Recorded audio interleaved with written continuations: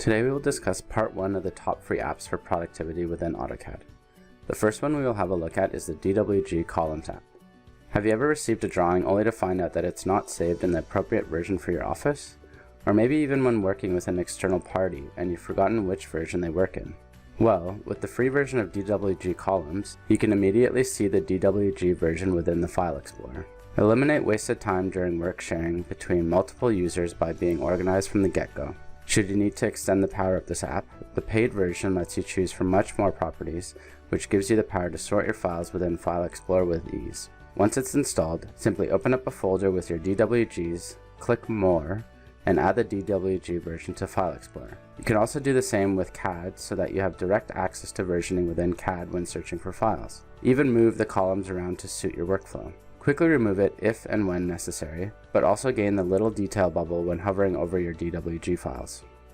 Another great app is And Where Was That?, which allows you to scan numerous drawings for either text within the file themselves or even file names. Sometimes we forget where we saved a drawing or perhaps wrote a note with certain text, but no longer will this be the case. Quickly scan for a drawing and open them directly from within the search field. The free version also allows you to scan 50 files at a time. Call the app with the command awwt or within the Add-ins tab.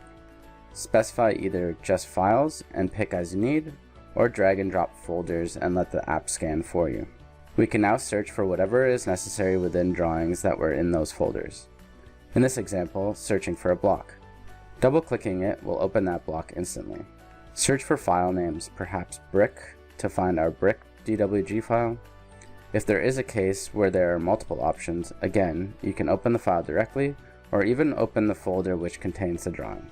Now you have the capability of quickly searching your computer for those files and no longer need to worry about lost files. Visit apps.autodesk.com or type in the hyperlinks below to quickly get to the appropriate page.